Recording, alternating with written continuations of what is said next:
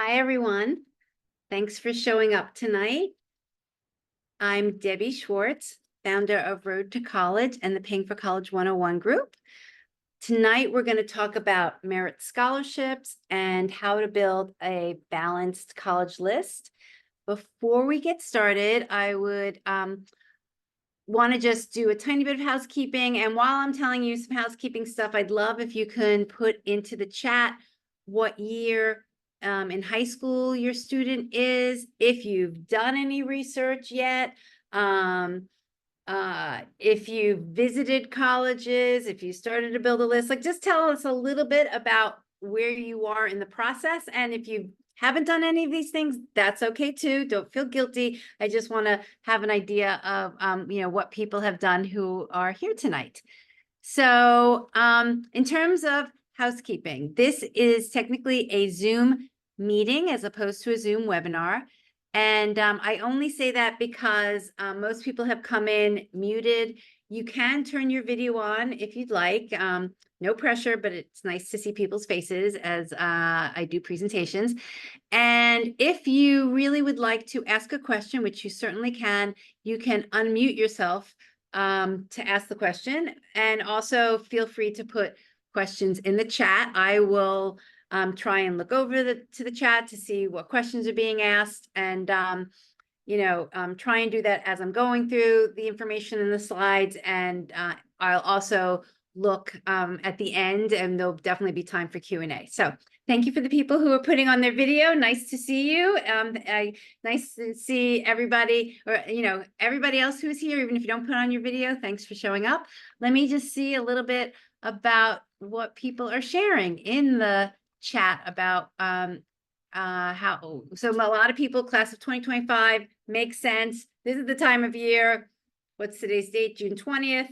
You got a rising senior. Your seniors just finished 11th grade. And if you haven't gotten started on the admissions process, now's the time. So glad that you are here. I did see a few class of 2027s, which is even better that you are getting a jump start on the information. People are building lists now, did some visiting. That's great. Good.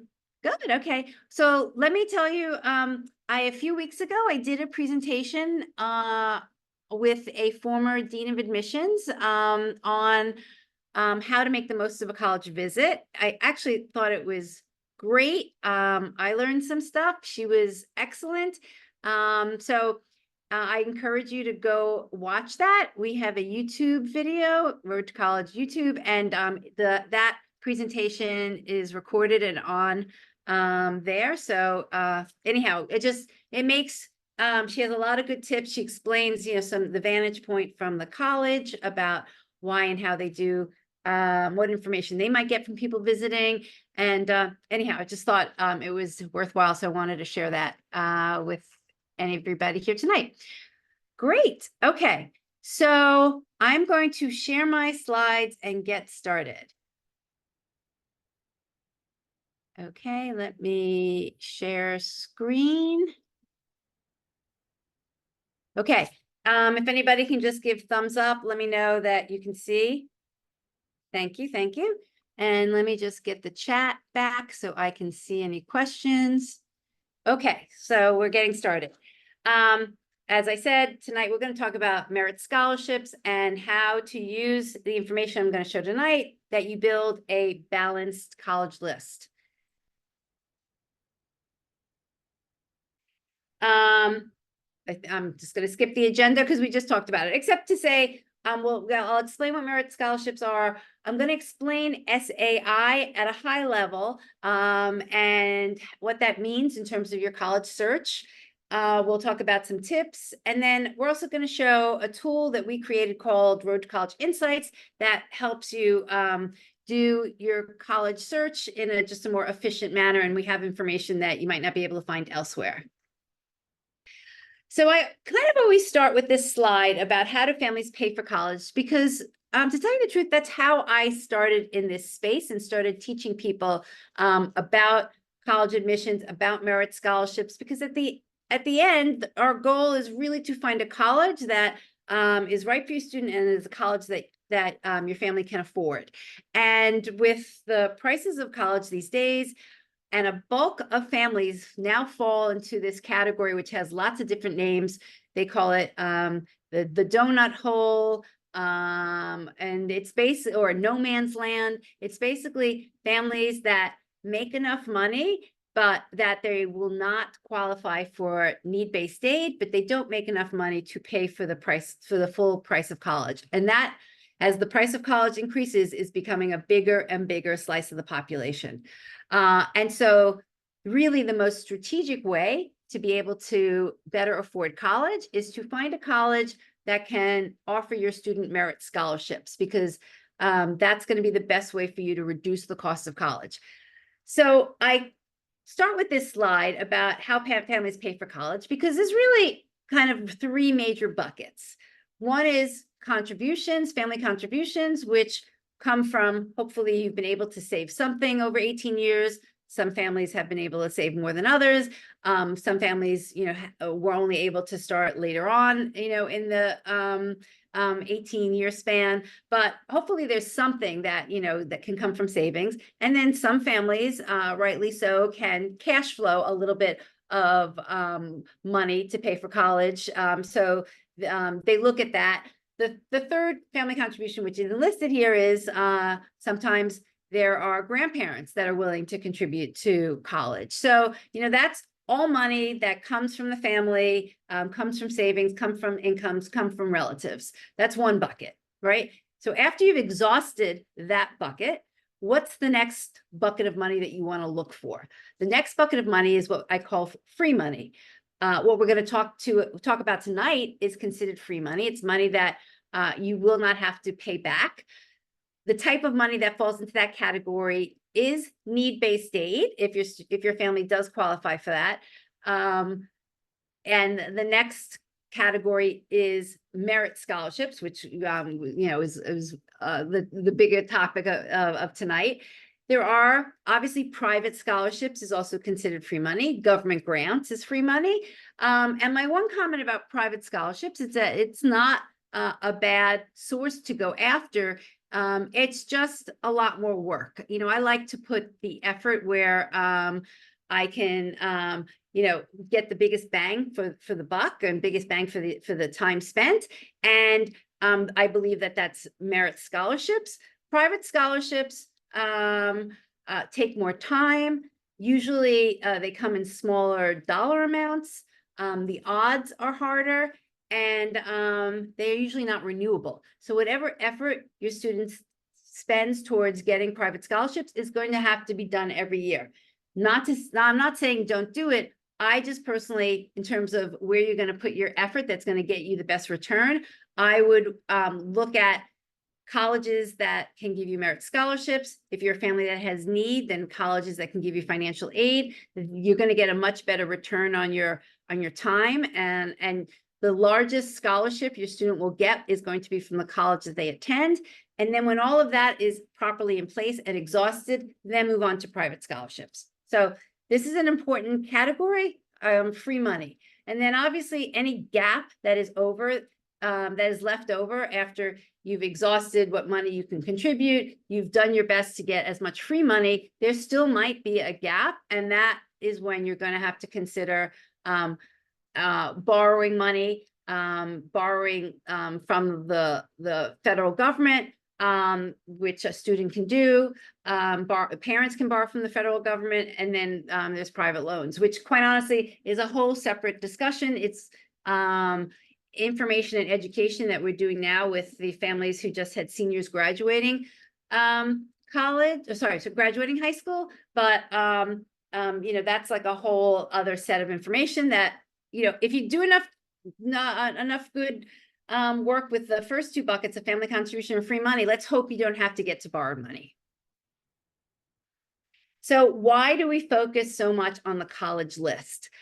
I believe the college list is pivotal in your family's ability or capability to find the right college at the right price. Your student can't get money from a college they don't apply to, right? So the college list is going to drive so many of the decisions, and it's going to drive so many of the outcomes. Your final the final cost of college for your family is going to be based on the colleges that your student puts on the list, right? So that's why you want to do as much research beforehand. You can be able to get an estimate or close to what the cost of that college is going to be for your family before your student even applies. And that's what your goal should be, that you have an estimate. You can't get a guarantee, but you have an estimate, and you probably can get within, you know, $5,000 or $7,000 of what that college is going to cost you before your student even sends in their application. Obviously, whatever colleges are on the list are the colleges that ultimately your student's going to be accepted to or not, or potentially, you know, denied from. And then finally, a lot of you, I mean, I've asked about college lists. I don't know if anybody has started thinking about essays, but the number of colleges on your student's list is also going to determine the amount of work it's going to take for your student to go through the application and admissions process. We do webinars and workshops on essays separately, but I'm sure that you generally know there's one common app essay. But in addition, a lot of colleges ask for supplemental essays, and then particularly related to certain merit scholarships, colleges ask for separate applications and separate essays. I personally, you know, wouldn't say don't apply to a college just because they're asking for extra essays, but you at some point want to be cognizant of how much work your student's college list is going to be for your student based on the number of essays that they're going to have to write. Okay, so what is merit scholarships? What is merit aid? Another term that people call this is tuition discounts. Honestly, pick whatever term that you feel, you know, is most comfortable, but all of those are an appropriate label. In its like rawest form, this is a discount. This is the college determining who are the types of students that they want to attract to their college. It could be because they want to attract these students because it will help raise their academic profile in the rankings. They might want to attract certain types of students because they're trying to increase and build up a certain department. They might have gotten a donations or a grant, you know, for a data science department that's new. So they might be wanting to attract students, you know, of a certain interest of a major. They might be wanting to attract students that have certain talents based on, you know, theater or music. So, you know, everything that I'm saying falls under what I would call institutional priorities. The college, you know, has priorities just like any business might have, and they use their money. So it's institutional priorities and it's institutional aid to attract the type of student that they want to come to their school. They generally, if they are attracting a certain academic student, it's obviously going to be a student that falls within the top percentile of the students that might normally attend their school.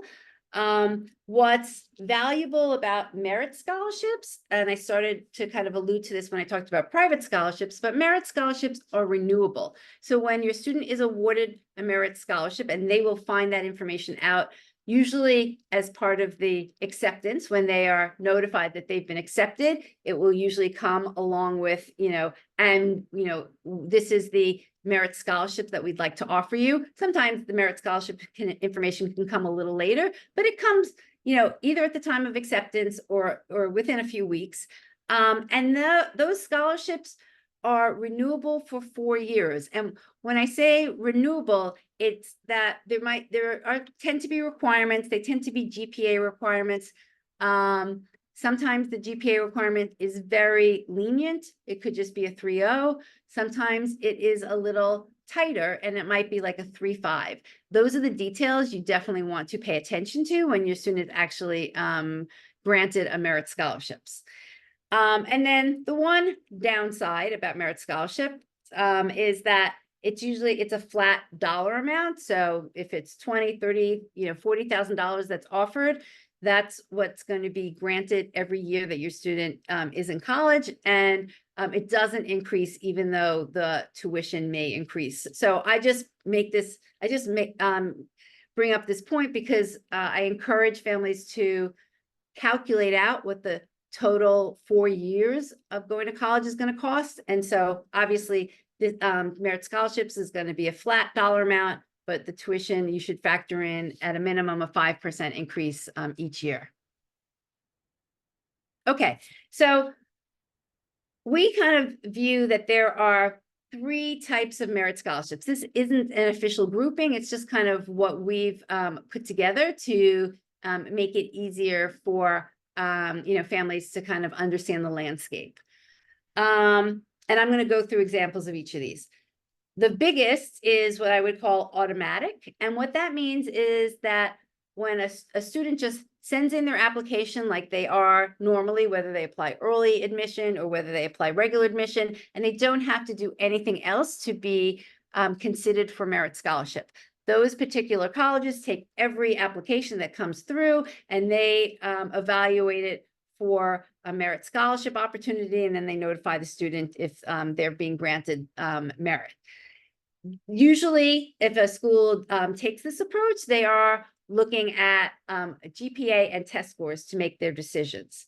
Not all of these types of schools, but some of these schools, if they are giving automatic merit, you have a chart on their website, and I'm going to show you an example that clearly identifies what level of GPA a student needs to have, or what level of test score, and then what amount of merit scholarship the student will be offered. So it's very clear what the parameters are, and so you can feel pretty confident that if your student applies, they fit the certain parameters, in advance how much merit that your student's going to receive. That's not all the colleges that fall into the automatic merit category, but a fair number of them do share this grid or chart on their website. The other type of merit scholarship, which I also alluded to a little bit, is a competitive merit scholarship. Some colleges have that information already on their website ahead of time. And so you might know that there's an additional application for that scholarship. There might be different deadlines. Again, I'm going to show you some examples. And you want to be aware of all that information before you apply. Other colleges, you might not know that they have competitive merit scholarships because they ask the student to apply to the merit scholarship after the student has sent in their application. And sometimes it could be even after they've been accepted. So those schools, once your student sends in an application, might reach out and say, hey, we'd like your student to also apply to, the presidential scholarship at our college. And here's an additional application, and here's an additional essay they'll need to fill out to apply for that application. That's the majority of the colleges. A few also, say they don't give you that information until your student's actually been accepted, and they will say, with the acceptance, we'd also like your student to apply to this other institutional scholarship that might give them even more money. So that's the category that we would call competitive. And the last is talent, and those are scholarships that are being given based on, maybe an art portfolio. It could be a theater or a music audition. And what's important to know about if your student has any of those talents, is applying to schools that are offering scholarships based on talent, is to be very aware of deadlines. I mean, I highlighted that at the bottom. It applies for all of these. You have to keep track of deadlines, particularly as it relates to merit scholarships being offered for talent, because there could be a deadline to submit a portfolio. There could be a deadline to make an appointment for an audition. And you want to be aware of that, and you don't want to miss them, because quite honestly, that's one of the things that students learn throughout this process, that there are deadlines, you have to keep track of them, and things move forward. And if you miss a deadline, it's rare that you can kind of roll back time and that a college will let you apply once a deadline has passed. Okay, so here are some examples of automatic merit scholarships. And I actually just updated this today. I purposely, I didn't have room for every chart. This is all from Miami University. Oh, I should have actually, what I didn't update was the title. So this is now 2025 versus 2024 versus, I skipped 2023 because I just ran out of room. Oh, it looks like I skipped 2022, but I wanted to show you a little bit from 2020 to where we are today. I just start with 2020 just to show you what schools were doing before the pandemic. You can see, obviously before the pandemic, majority of colleges were requiring SAT scores. So the 2020 grid or chart is in the bottom right of this slide. And you can see the criteria needed was a combination of some level of ACT, SAT score plus a certain GPA. And then that automatically granted the student a certain amount of merit scholarship. At the high end, it could have been a full tuition. Even in this top category, if a student probably had the low end of the 33 and a 3.5, they were going to get half tuition. So that was in 2020. In 2021, you can see that all the ACT, SAT scores were dropped. At least from the chart, they were dropped. It doesn't mean that the college isn't still reviewing that information. They just didn't make it required. So again, you can see that the GPA levels changed, the dollar amounts changed. And that's just one thing I want to point out, that just because a college had certain criteria one year doesn't mean it's going to be the same the following year. This is, again, their money, and they tweak this every year. They see how well they did, in the previous admission season, and then they see, do we want to get students of a higher caliber? So they'll increase, the GPA or the test scores, and are we willing to give the same amount of money? These are decisions that are kind of looked at and evaluated and analyzed every year. So that was 2021. We skipped to 2024. Again, you can see that the GPAs have increased. And I'm going to point out something about that Miami uses weighted versus unweighted. But now the highest GPA, you need to have a 4.3 plus, and they're being a little less, for providing a little less information about exactly how much merit they're going to offer. All they're saying is that, if you're an Ohio resident, that level of GPA will start you at 4,000. And if you're a non-resident, that level of GPA will start you at 15,000. I pulled the chart today, which is now for the fall of 2025. So this is for your students. And interestingly, which, they haven't made any changes. So it is the same, but you can see in previous years, they did choose to make changes. The thing I wanted to point out, and this is a little unusual, is that Miami University is looking at a weighted GPA, and they make it known. They have a footnote. I even shared the information they have in the footnote. Miami uses the weighted GPA, and then they give a link to how they recalculate your student's GPA. A lot of schools, I would say this is in the minority. The majority of schools are using a unweighted GPA. But I just point this out because you need to make sure you know what type of GPA the school is using when you're looking at these charts. I worked with a student a few years ago, and I remember their family calling me up because they were very disappointed. I mean, I worked with them after they ran into an issue. They were very disappointed because their student didn't get the highest level merit scholarships, which they thought they were going to get from a particular school, because they had been looking at the charts and thinking that their daughter was going to fall into the top level of the chart. And what happened was that they didn't realize what type of GPA the school was using to calculate the merit scholarships.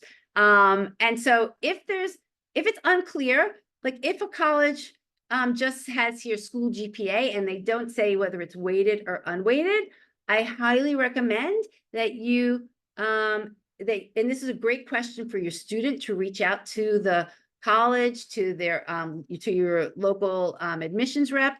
Ask the admissions people, ask the college, say, I see that you're offering merit scholarships, you've got a chart. What GPA are you using? Are you using my unweighted GPA that is going to be sent on my transcript, or are you recalculating the GPA, and how is it going to be recalculated?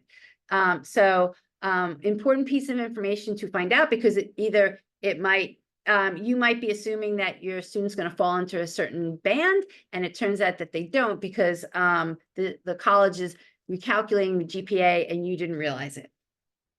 Okay. And then the last thing I just wanted to point out, that Miami University makes it clear, which I think almost every college that I've ever seen or dealt with, if they're giving merit scholarships, they are renewable for all 4 years, as long as the student meets the renewable requirements. So, and again, that tends to be a GPA requirement.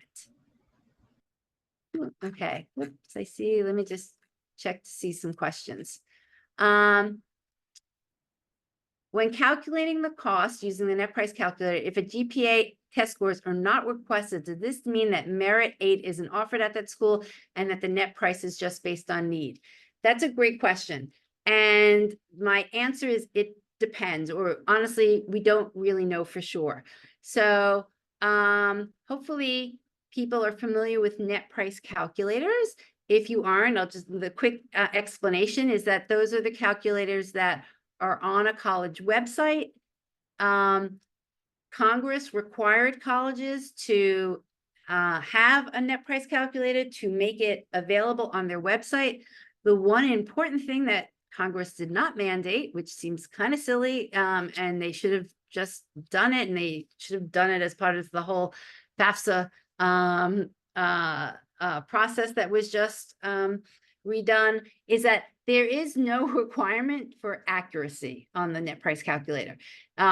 Blows my mind, but that's just the reality. It doesn't mean you shouldn't use the net price calculator. It just means you have to kind of put it in perspective and kind of use it as directional information, but not as, completely accurate information. So your question, whether if the GPA and test scores are not asked for, possibly that school might not be giving merit aid. What I would check on this type of a school is you can go to a school's common data set, which we'll talk about, and see if they are giving merit aid. You'll be able to see that in their numbers. You'll be able to see that in the tool that we have if they are offering merit aid. If you find out that the college is offering merit aid, but they haven't asked for it in the net price calculator, what that means is that they're just in their net price calculator, they are just not factoring it in. They will offer it, but they just didn't add it to their calculation. So that means you're just not getting as accurate an estimate as you could based on the net price calculator. That's something to keep in mind. You will find schools that do just the opposite, that ask you a lot more questions. They do ask you about your GPA and test score, and those colleges you can have more of a confidence that they are calculating whether your student is going to be offered merit when they give you the estimate from the net price calculator. Okay, so do these schools recalculate GPA, or do they go with the weighted GPA on the transcript? Oops, all right, I did just answer it, thanks. So yes, the point of taking honors and AP is to show academic rigor to admissions. It increases your chances of acceptance and potentially merit aid.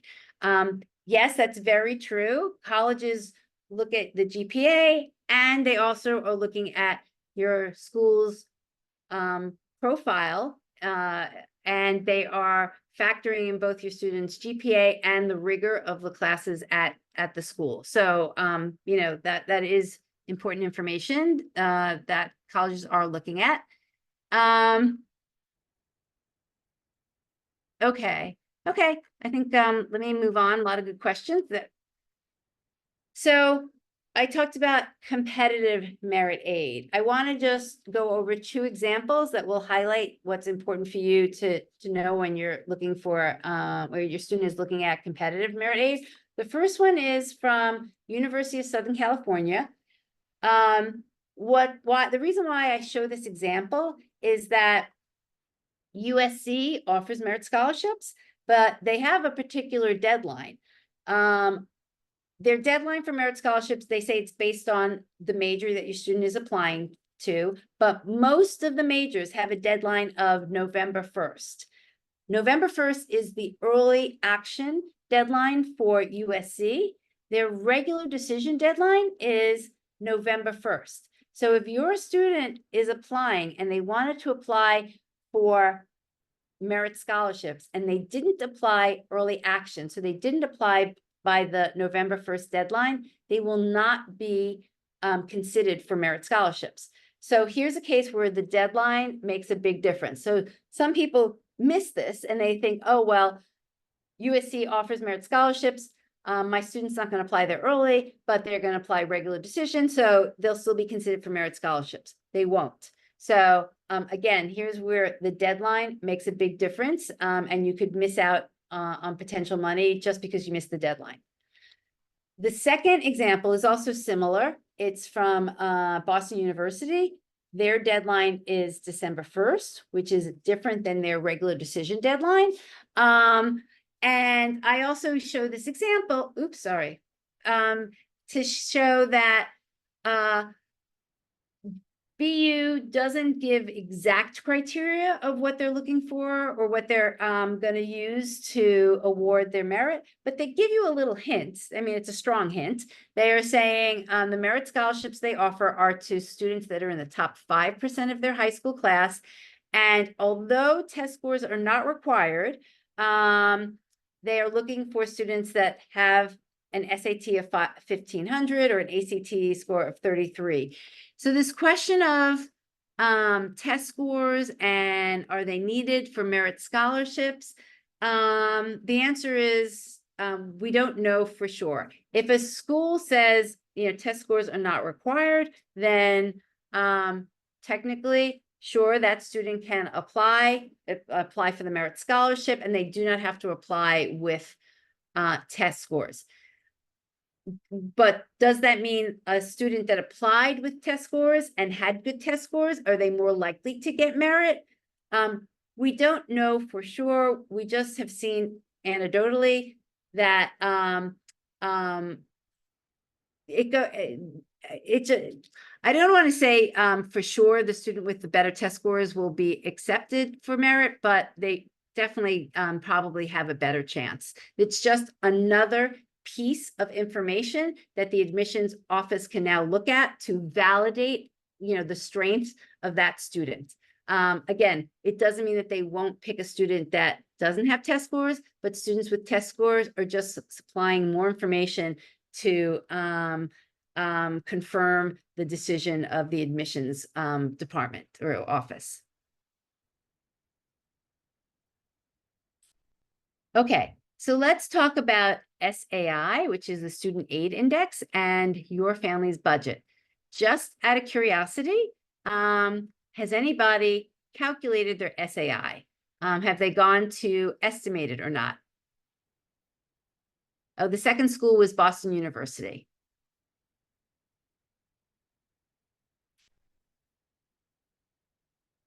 Okay, so one person said yes. They've estimated it. No. Okay.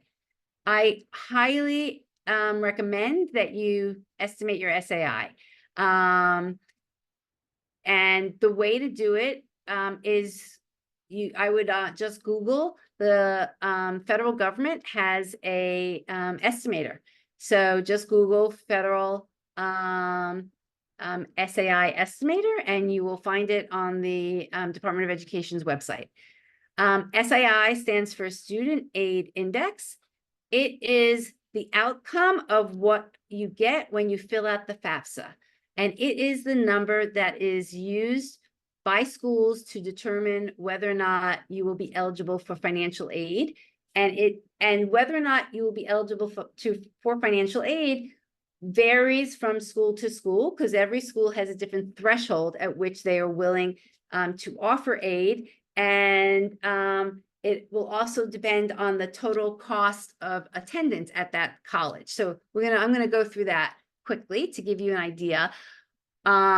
Later on in the summer, we go through sessions that just give much more detail on how SAI is calculated by the government, by your FAFSA form, and if there are ways to impact your SAI or not. But that's a much more detailed discussion, which I'm not going to get into right now. Yes, somebody said it's very depressing. I agree with you. I wish I could change that and impact that, but that's a political change that we'd have to see. Okay, so I believe that knowing your numbers are really important in this process. And the numbers I'm talking about are cost of attendance, that's COA, the student aid index, SAI, and then your family need. You can see from the calculation that cost of attendance minus your SAI, which is basically what the government and the colleges expect that you can pay, is what's left over is your family's need. Some colleges will help families if they have a family need. They will give them need-based aid, and some colleges will not. Just because you have family need doesn't mean a college will always give you need-based aid, but and that's why it's important to know which colleges offer need-based aid and not, and it's important for you to know whether or not you have family need. And your family need is going to vary from college to college because family need is based on cost of attendance. So the cost of attendance is going to vary from college to college. And that's why it's so important to understand at a particular school that your student is looking at, do you have financial need? That's the first question. And does that college offer need-based aid? So that's the second question that you should always be looking at. And if you don't have financial need, then the only other way to get money from a college is merit scholarship. So the third question to ask is, does that college offer need-based aid? Seems pretty basic, but you'd be surprised how many people go through the process and don't understand the concept. And then, come March and April, when colleges are sending out their decisions and they're sending out their financial aid packages, and families are surprised or shocked, how come I didn't get any aid from this school? And they didn't even know whether that school offered need-based aid. They didn't even know if they had any need at that school. And it's all information, as you see now, that you can know ahead of time. So you shouldn't be shocked when the decisions come through.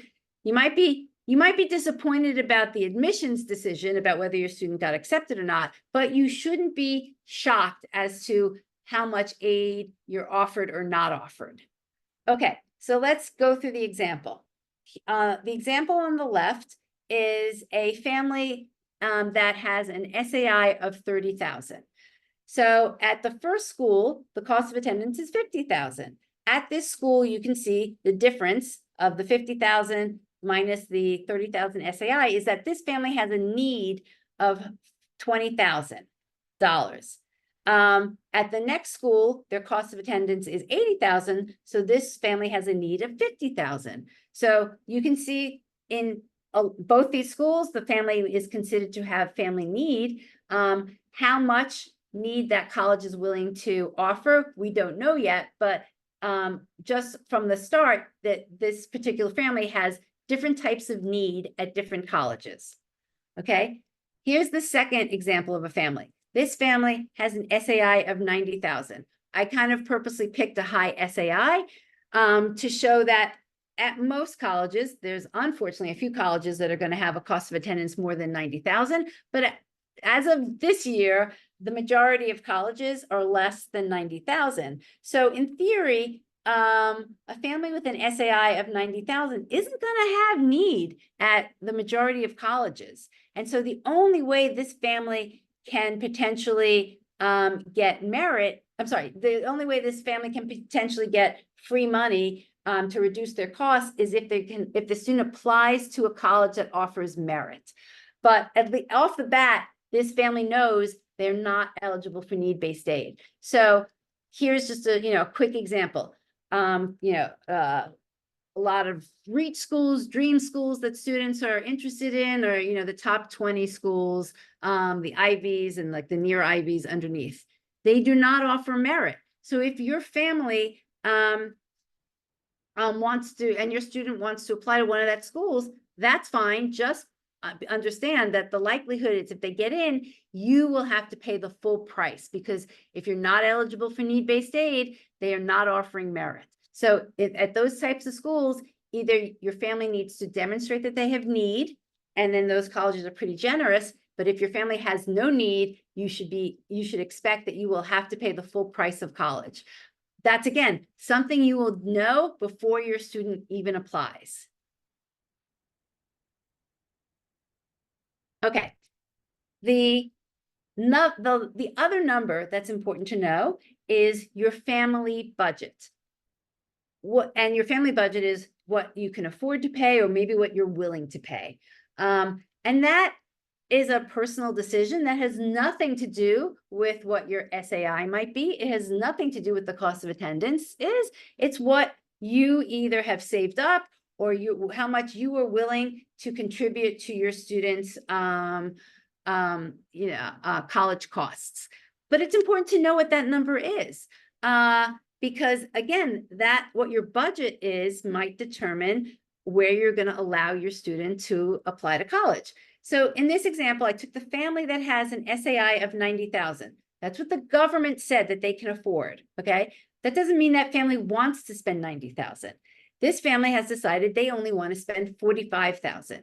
So they have a few choices. Either they find schools that have a cost of attendance less than 45,000. It's possible, definitely possible. Some state schools, even some out-of-state schools that are more of the regional, state schools. Off the bat, there are schools that have a cost of attendance less than 45,000. So that's one way that they can meet their budget. The other way is to find colleges that are going to offer their student merit scholarships, and that's the way they can reduce the cost of college to meet their budget of 45,000. So that's, again, why it's important to know what your budget is ahead of time to determine, what colleges your student should be researching, or you will research with your student, and then what colleges your student is going to apply to. Let me just share a quick story of a family that we worked with last year who knew their numbers. I mean, they were very proactive. They knew that, and just for a quick understanding of SAI, the calculation places a lot of emphasis on your current household income. So honestly, almost 55% of the calculation comes from your current household income. So they knew they had a very, high household income. They did their calculations. They knew off the bat that their SAI was high. They weren't going to be eligible for any need-based aid at any school in the country. But the father had a budget, and it was, for lots of personal reasons. They had another student with disabilities. The family was supporting an elderly parent. He had other expenses that weren't going to show up on the FAFSA and weren't going to impact the SAI. And lastly, the student, who is a very accomplished, ambitious student, knew that they wanted to go on to medical school, so that they knew that there were future costs in addition to undergraduate. I think it was great that they had, these talks in advance. They had a good understanding of what the student wanted to, do in their future. And the father had a good understanding of what he was willing to pay, even though in theory, according to the government, he could pay more. And so I share this story is because they were very strategic about the type of schools that they researched and their student applied to. They applied to a range of a range of colleges. The student I mentioned happened to be very accomplished, had excellent test scores and grades, kind of wanted to apply to the Ivies, even though the father said, I'm not willing to pay the price of going to an Ivy League school.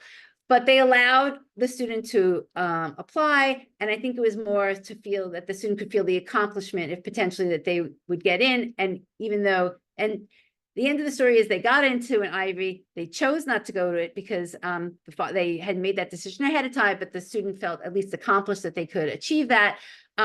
They applied to a range of colleges, some colleges that they knew would offer the student a significant amount of merit scholarships. They got that information really early on. And then there were one or two schools. This story kind of fits all the things that I talked about. There were one or two schools that once the student was accepted, they were then asked to apply to some special, very high-end scholarships at those schools. The end of the story is the student got accepted to Emory and applied to, I can't remember the name of the scholarship, but a very select scholarship at Emory, was awarded that scholarship, is going tuition-free at Emory. But that didn't just kind of happen out of the blue. It didn't just happen by accident. That was a very planned approach to the schools that student applied to. They knew what the budget was that they were willing to spend. They knew the schools where their student could get merit scholarships because of the research they had done ahead of time. And then they put their best foot forward through a great application and great essays. So it took a lot of work. And I'm not saying that just like happened over a weekend. That parent and student worked the system.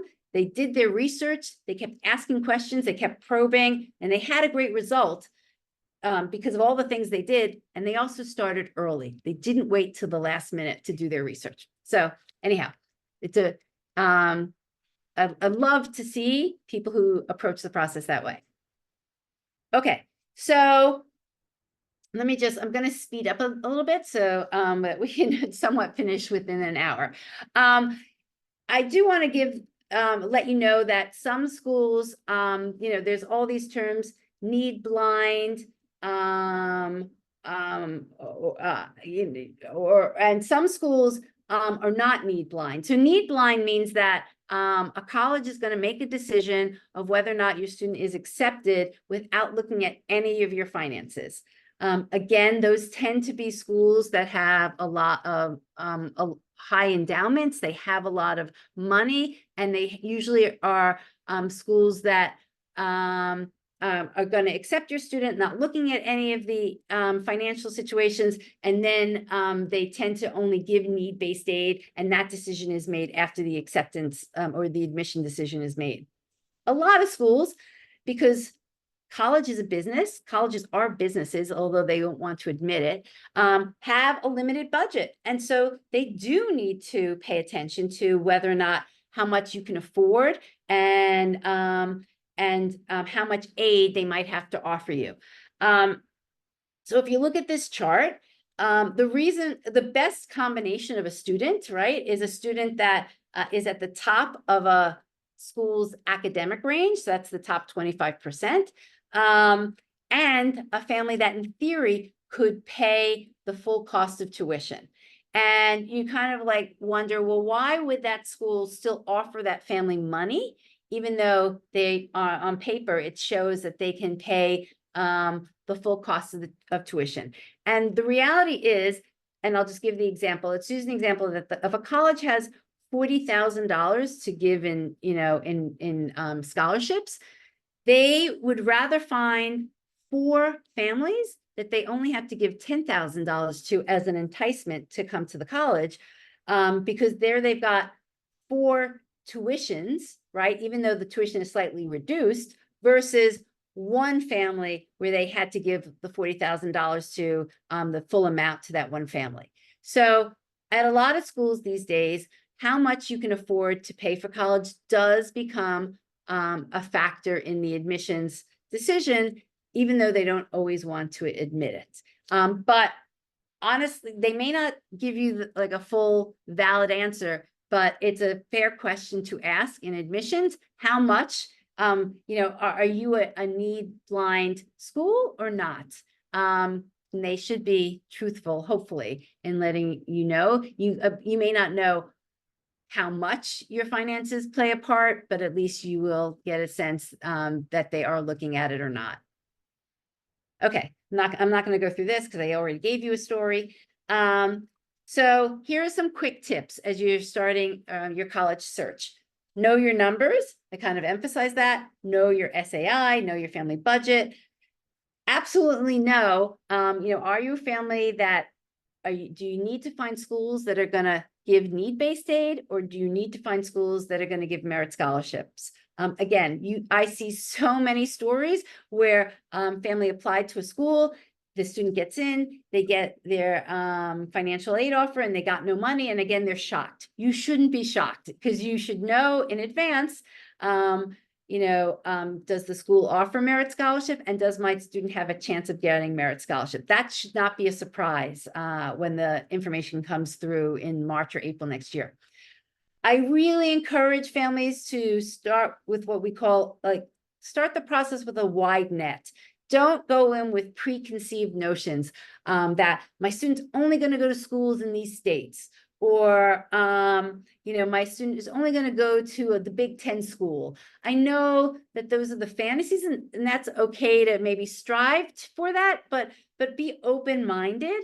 There are a lot of interesting schools out there that fall into the category. I was this same admissions dean that I did the presentation with the other day, or the other week. She described as a lot of very solid schools giving great education, that you may not recognize the names, and they may be in locations that you might not have thought about, but they actually also give a lot of generous aid.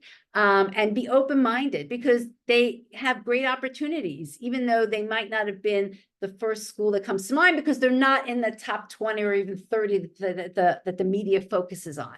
And I'm going to show you a few of those schools. Always include your state school in your students' college list. I mean, it's obviously your state school. Hopefully you get in-state tuition. In-state tuition varies by states. Some are excellent, some are not. I actually am from Pennsylvania.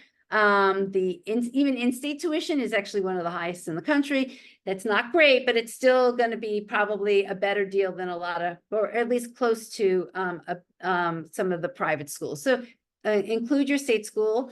Include what we call a leverage school. So if your student gets to the point next March where they have acceptances from like a variety of schools, and they've gotten some merit scholarship money, you want to have offers from a range of schools, and potentially use some of those offers against each other to ask the schools for more money. So if I have 3 offers, I can go to one of those schools and say, hey, school X over here gave me more merit, but my student wants to go to your school. Will you match it? But you have to have other offers to even, play that game. And of course, be very cognizant. You may not be able to always find a school that you can 100% afford, but find more schools that are in your price range and put 1 or 2 on them. The point of a lot of the tips that I'm providing is you want to have options. You want to, next March or April, have at least, a few choices of schools that your student can choose from. The story that I skipped over, I'll tell you really quickly, was about a family who didn't have a broad enough range of schools on their student's college list. And when the student got their results, they got accepted to a school that the family knew ahead of time that they couldn't afford. And so that was an acceptance, but financially they just couldn't send their student there. And then the only other school on the list was a school that the student didn't want to attend. So they only had 2 options, and it just, obviously those were 2 hard choices: go to a school that we can't afford, or, the student is going to have to go to a school that they didn't think they were going to like. But, that's always questionable, making those judgments ahead of time. But my point of that story is you want to have options. You don't want to feel backed up against a wall that maybe you only have 1 choice, or your student only has 2 choices. It's obviously better to have multiple choices. for the student to choose from and also to use in potential leverage to ask any of the schools for more money. Okay, I'm going to switch really quickly and show you our tool, which is called it's called Insights. And what makes our tool valuable are, I think, two big things or three big things. One is we compile data from several different sources. And I'll tell you, and these are the three sources. Some of these sources are free, but they're just difficult to use. Other sources are proprietary to us. So the first source is something called the Common Data Set. Technically, if a college shares this information, it is free, except it's very siloed in how you can access it. So anybody, you can try and check any school that you're interested in, like, for example, Google Tulane Common Data Set. It will bring you to the page where Tulane shows their common data set. Okay, and that's great, and you should go through it, and there's a lot of good information, but you're only looking at Tulane's common data set. There's no resource where you can compare all the common data sets and actually filter them, unless, and that is one of the purposes of the tool for why we put it together. We pulled a lot of the common data set information together, so you don't have to go individually to each college, and you can do what I would call a reverse lookup. You can kind of put your criteria in and say, show me the schools that match this. If you're going college by college, you won't know if there's a college out there that might have the criteria you're looking at from their common data set, because you have no way of looking at all the common data set information. So that's one source and one reason why we created the tool. The other piece of information we pull from is the government. It's called iPads. This is data that colleges share with the government. And then the third data source is crowdsourced data. So every year we ask families to share the actual awards that the students received. And then this information is shared anonymously through the tool. So if you pulled up, just again, using it as an example, Tulane, and I'll show you an example, you will see the actual offers that students this year received from Tulane. You won't see anybody's name. It will just say, student 1, student 2, student 3, but it will show you their profile. So you can both look at, did that student, what was the student's test scores? What was the GPA? What state are they from? What household, what SAI range that family was in? So you get a sense, was that a family that had need, or was that a family that wasn't gonna, had a high income? And you see the actual dollar amount that the student was offered. You can use that information. Again, I can't say that we have a statistical size of information for every college, but you can use it directionally. You can see the types of students that were accepted, and then you can see the type of money that was offered, and was there a trend? Was a student with a certain GPA and test score offered more money? Was a student with a certain SAI range offered less or more money? It's very helpful. It's very helpful, particularly next March and April, when your families are receiving your offers. You have some place to compare, like how did a similar student to my student, did they get the same amount of money? Did they get more or less? That's when a lot of families use that information to decide whether or not they're going to ask the college for more money. But okay, so let me quickly show you how to use Insights, and then I'll go and answer some more questions. Okay, sorry. Okay. Can people still see it? Do they see the page that says Insights? Yes. Okay, thanks. Okay, so if you go to Insights, and it is, I'll just put the URL in there. It's Insights. I'm sorry.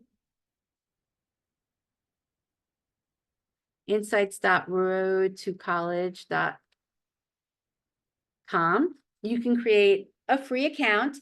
A free account will show you some of the information. It will honestly let you do limited searching. And then the paid version gives you access to everything, gives you unlimited searching, gives you the unlimited capability to create tests. So I'm just going to sign in because I have an account, obviously. One other benefit I'm just going to point out is we've partnered with a company, you can see up here, free digital practice digital SAT. This is a company that created a digital version of the SAT that students can use for practice. The College Board obviously offers free practice SATs. Your students should definitely use those, but they're limited. So if you need more practice digital SATs, you can use this free one, and then you can decide if you want to purchase additional ones afterwards. But the best thing about this particular company is once you take this free practice digital SAT, they also give you a very extensive analysis of the results, and also recommends the areas that your student needs to focus on to improve. So I personally recommend at least take this free one, get the analysis, and then you save the College Board free digital tests for like later practice when your student has done their prep. Okay, that's just an aside. Let me jump to Power Search. So this is where you can do lots of different filtering. The filtering that we have is very focused on costs and very focused on merit. So of course, if there's particular colleges you want to look at, you can, select those individual colleges and make a list and just look at those colleges. If your student has a particular major that they're interested in, you can of course use that as a filter. If you've got a particular region, you can pick these regions here, or the regions that the government uses, the way they cluster colleges, and then you can also pick as many states as you want. But again, to my point about starting with a wide net or cast a wide net, I would not put too many parameters on if you want to find the schools that can offer your student merit.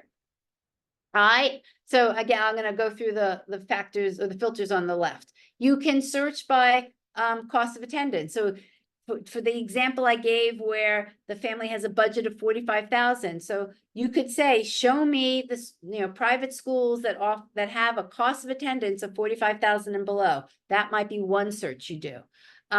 If you're really interested to see which college provides the most merit, average merit award, you can search by a minimum and a maximum here. You can also search the two ways. School reported means that obviously the school shared that information, and that means we got the information from iPads or from the common data set. Crowdsourced from families means that we're searching our crowdsourced database to show you which schools offered students these dollar amounts. So you can search it both ways. Let me jump down. The Can you best share your screen full screen, please? make it full screen. Okay.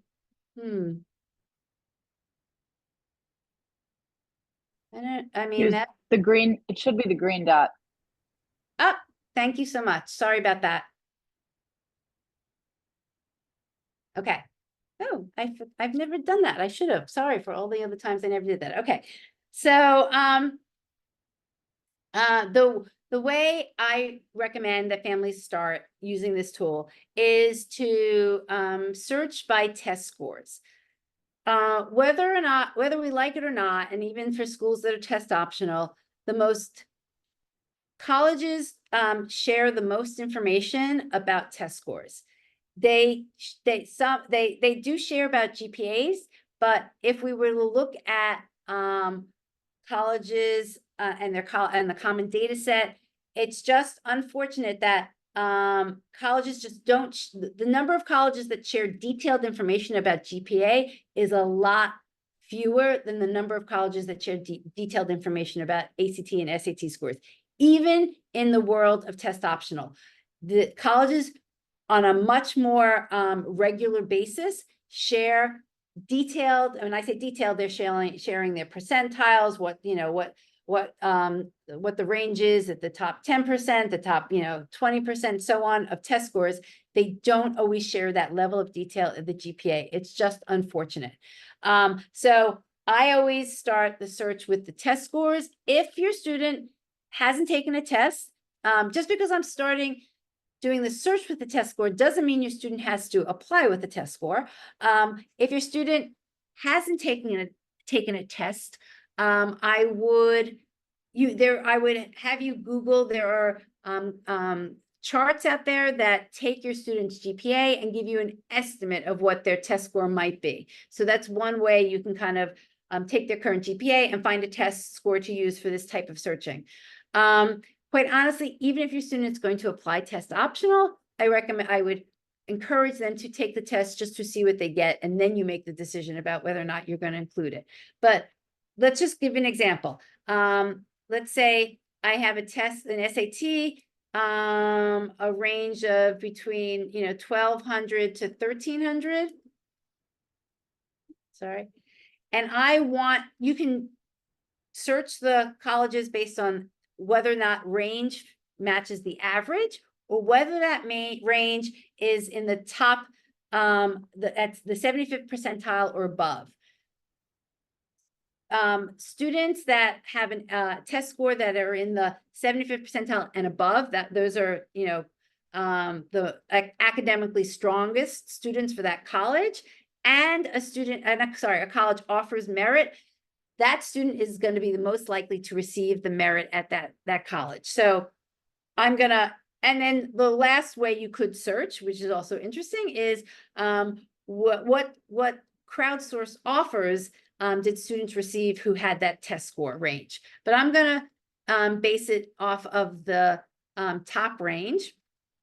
So now all of these schools, 293 schools, have a SAT range of 1,200 to 1,300. That is their top 25 percentile range. And now I can sort this list in all the different ways that are listed here. But again, if we're looking for merit, I'm going to sort the list based on average merit aid. Now I have a list of schools that if my student has an SAT score of 1,200, 1,300, I know that they're at the top of the range for these schools, and these schools give merit. So, okay, let's go through a few of those names. Susquehanna happens to be one of those schools that I mentioned earlier. Maybe you're not familiar with, maybe you haven't heard their name before. They're actually excellent. They provide an excellent education, and they give great aid. So, that's a school that I would encourage you to be open-minded about. Quite honestly, the story I told you about the student who got into the Ivy League, they applied to Susquehanna. At least they knew that there was a school that was going to be extremely affordable, because they got what's showing here is the average. So there's students that get above this average dollar amount and below. Again, the example of the story I told you, that student got way above the average merit aid at Susquehanna. They didn't end up going, but at least they had it as an option. So you can see here, Susquehanna, Kalamazoo, Washington, and Jefferson College. Maybe you've heard of these schools, maybe you haven't, but if your student is in this range, I would encourage you to consider them, or at least research them further. You can sort this by, early decision admit rates. So, this is schools, as you can see there, if you're going to apply early, your chances of getting in are, 100% or extremely high. So University of the Redlands, you're applying early decision, they're taking you. There's lots of different ways that you can sort the list. You can sort it by deadlines, or the total costs of attendance, or the private, which would be the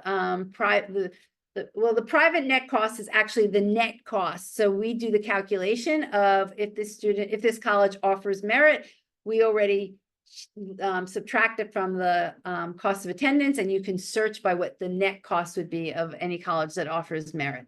So this is the first way of starting it. And then you can go through here and decide to add a college to a list. You can create a new list. You might have an existing list that you want to add it to, and you start building your lists. Once you have some colleges on a list, or you can actually add all 293, to the list. That's another way. Then you can go to the section that says My Lists, and you can see even more detail. So let me pull up. Here, I'll just, these are lists that I've made. So colleges with the most merit, okay? Now, this is a different view of the information. It's more of a table, and you can sort different columns. You can sort all of the columns on this table. And then you can see different categories of information. Quite honestly, I click all these. I want to see all of these. So I'm adding the admissions information, I'm adding the merit scholarship, I'm adding the financial aid information. And now I can scroll through all of these colleges and I can sort any of the columns. So let's go to the average merit aid column. Let's see, here it is. Average merit aid that is offered to students who don't have any need. Okay, I can sort this. Let's make top to bottom. Okay, that's what I did in ascending order. So what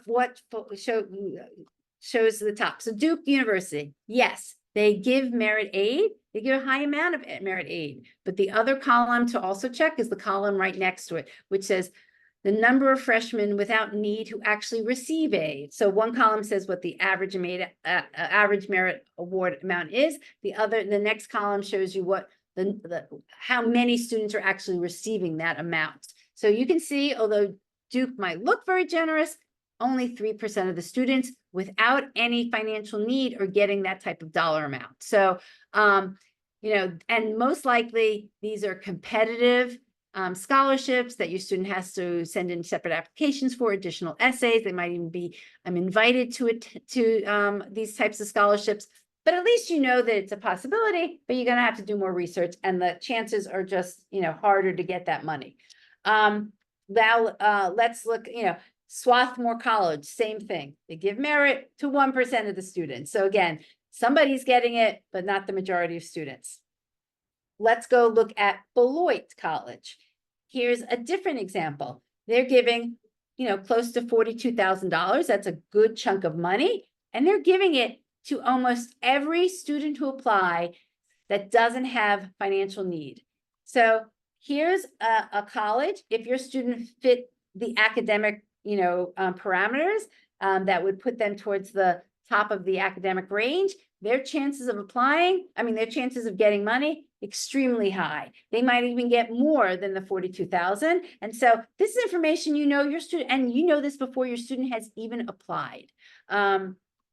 So there's lots of different ways to use this information. Let me scroll to another area of the table. And here's an example I just wanted to show.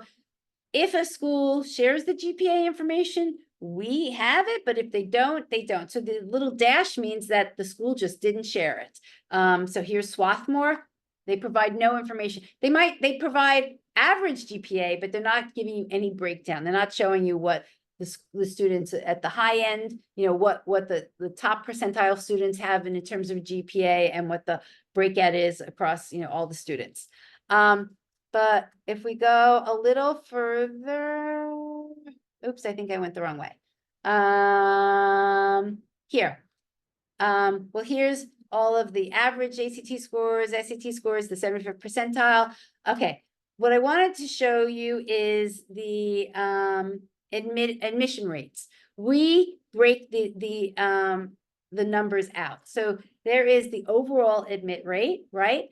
But that is a blended number. And that number is partly based on if the college has any sort of early admissions, then that overall admit number is a combination of the percentage of students that were admitted during the early sessions, which could be early decision or early action, plus who was admitted regular decision. Okay, and it makes a difference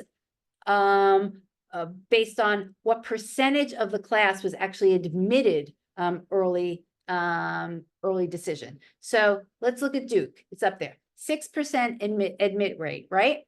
But their early decision admit rate is 16%. Still not, you know, an easy school to get into, but you definitely might have a better chance if you apply early decision. And then the other important information to look at is the percent of the class filled.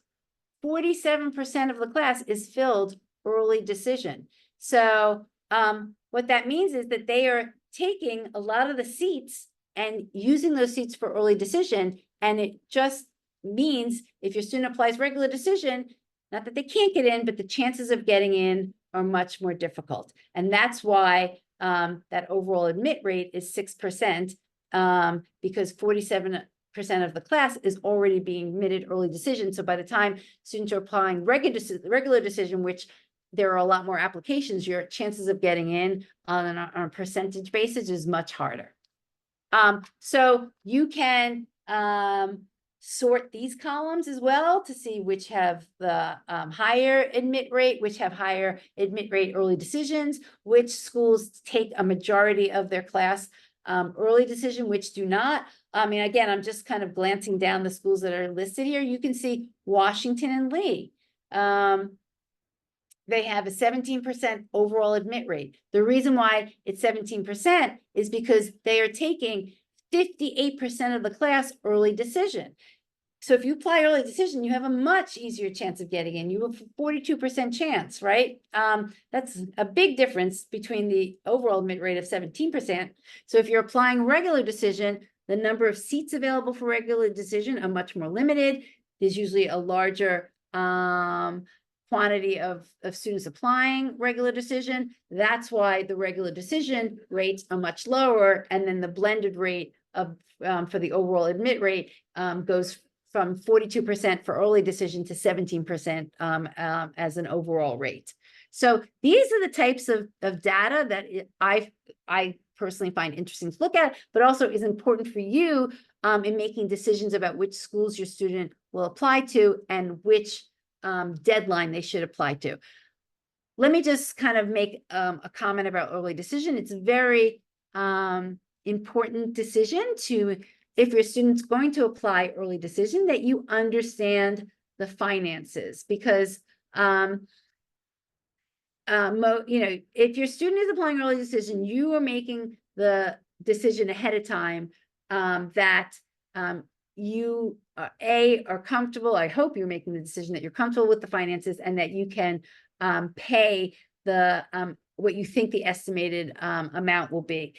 Most schools that have early decision tend to have pretty accurate net price calculators. So run that net price calculator.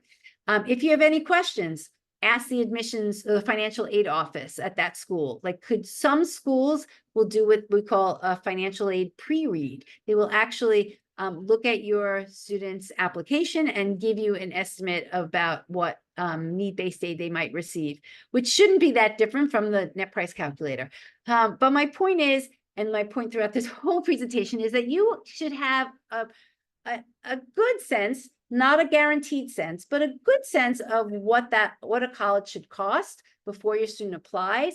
You should have a good sense of what that school is going to cost, particularly before your student applies early decision, because you're making a commitment, your student's making a commitment that they're going to go if they get accepted, and you're making a commitment that you're going to be able to pay whatever that school says that you will be required to pay if your student gets in early decision. Okay, I know it's 20 minutes past the hour length of this presentation. So let me just go through some of the questions and see if I can answer them.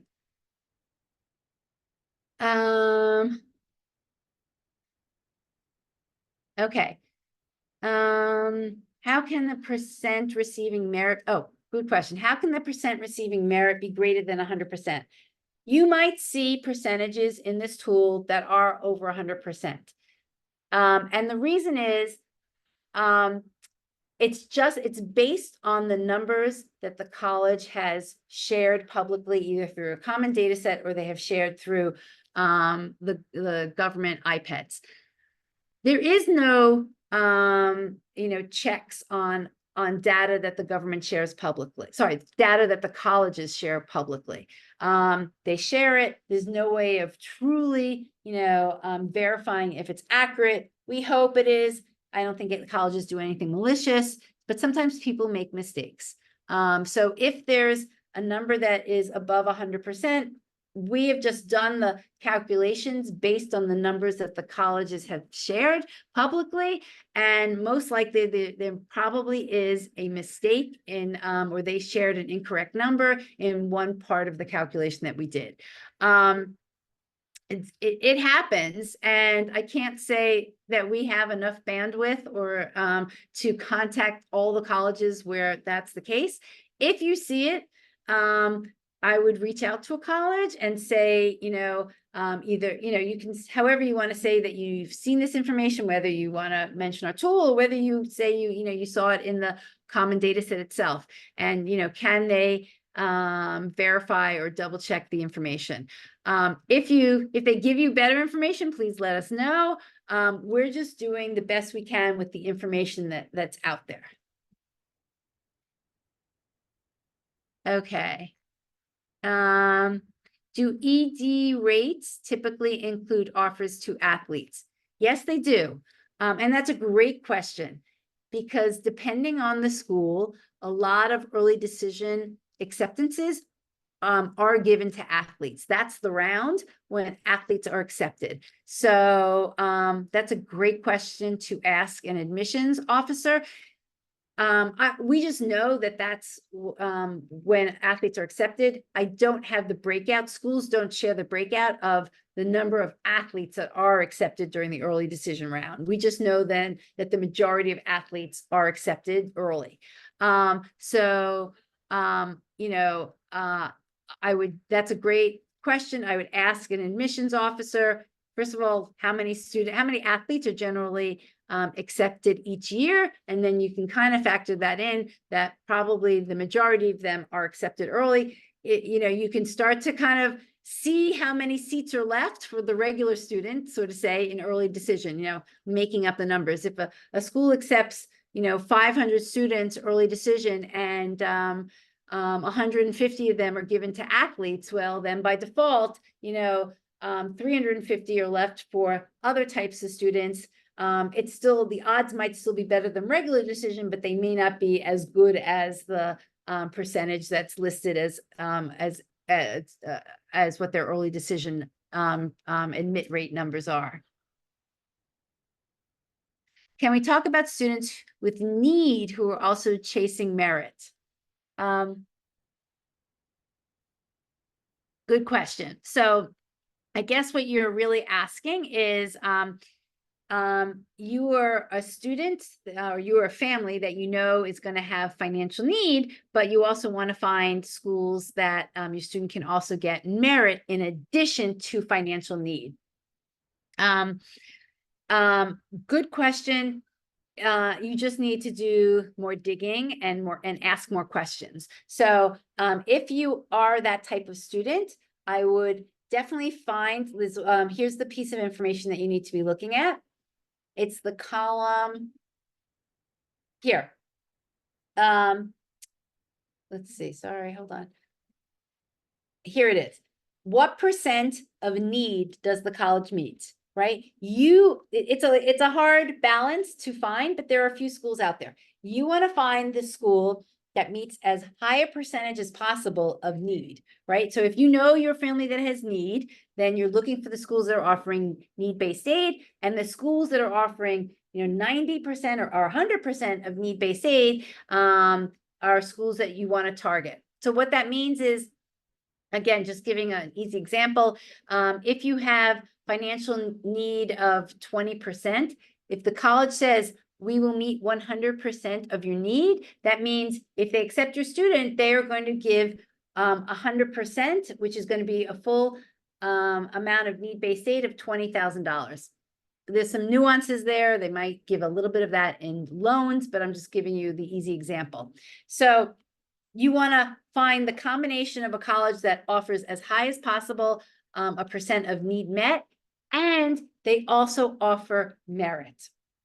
And you can do that by kind of by actually filtering in the power search, and also by sorting these columns. And then the third thing that you're going to need to make sure is that your students' academic test scores and GPA, put them in the highest percentile possible for that school. So, it's a triangle of, is your student, is your student at the higher end of the academic range for that college? Does that college meet a high percentage of need? And does that college offer merit? If you can find colleges that meet those three criteria, that will help for the student who has need and also wants to chase merit. Sorry for jumping in, but it seems like scholarships and merit are typically displacing one another. Is there a way to avoid that? Tell me a little bit more what you mean by scholarship and merit or displacing. You mean private scholarships? What type of scholarships? So I'm sorry. So need-based aid seems to be displacing merit aid on many of the NPCs that I'm running, even when I'm putting in the high stats. So I'm just trying to figure out if what I'm missing with, so basically the total kind of adds up to what, what the need would be. It seems like they're displacing one another. Like if. So you're saying that they're not giving you more than what your need is. Exactly. So it's almost like if you play with the calculator, say on like, for example, Loyola Maryland, if you play with the calculator, the MPC calculator, and you adjust the scores, I just did it to figure out what was going on. It was still coming up as the same total. They would adjust the need to be higher and the merit to be lower.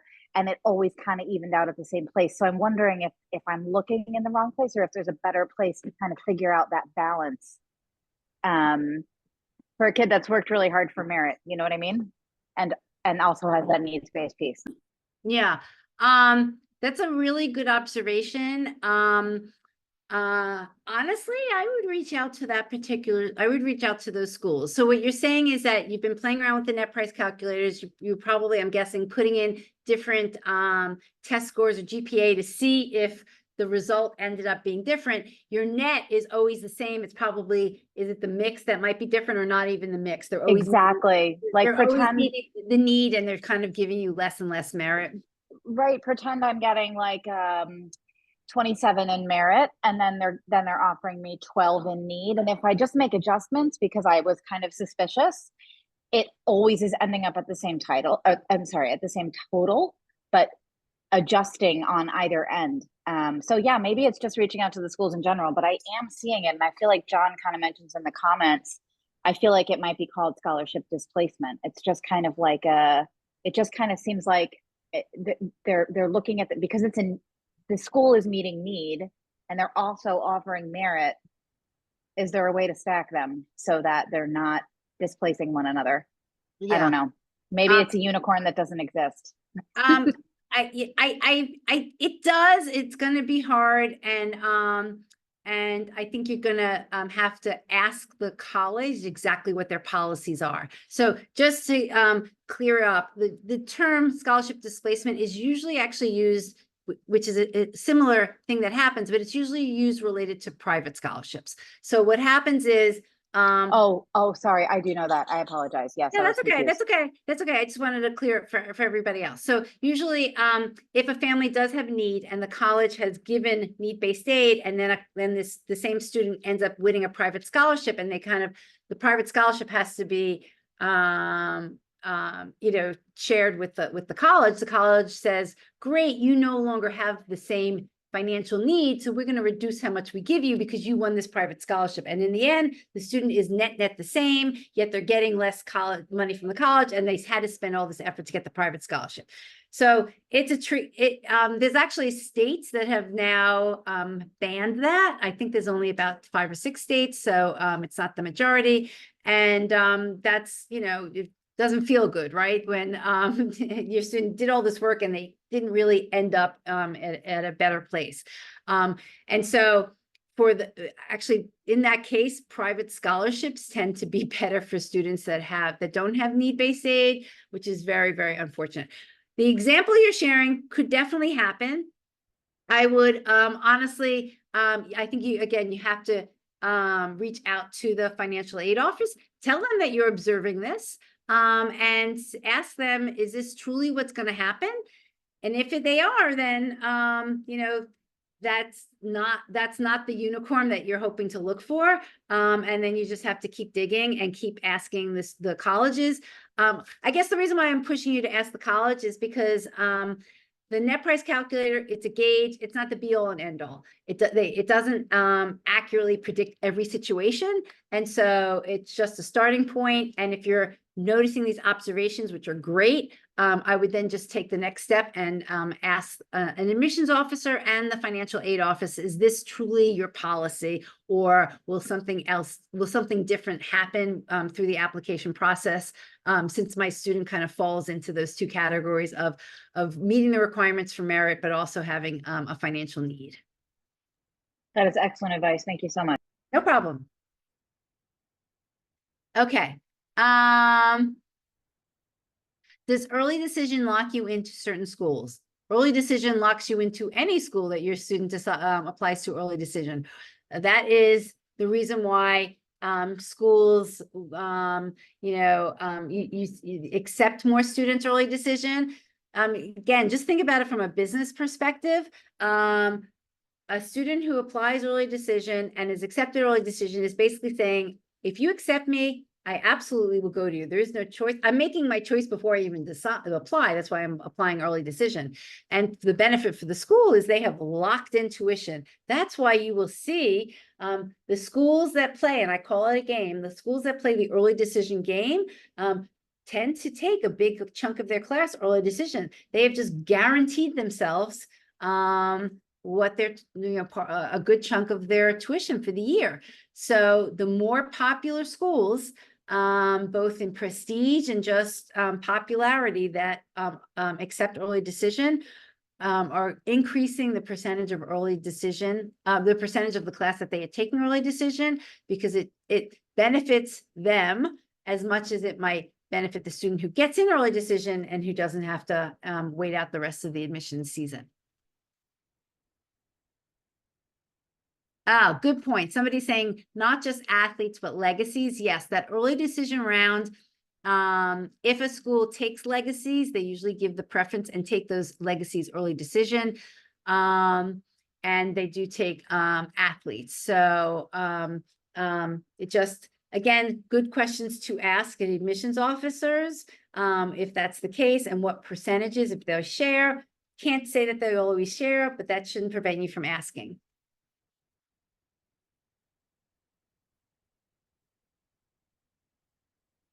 Okay. Yes, at the end of the day, the net price estimate is the net price calculator is an estimate. It's not accurate. It's directional. If you continue to have questions about the net price calculator, I really encourage you to, ask the college. I encourage you to ask the college any question you have. This is a huge financial decision for you and your student.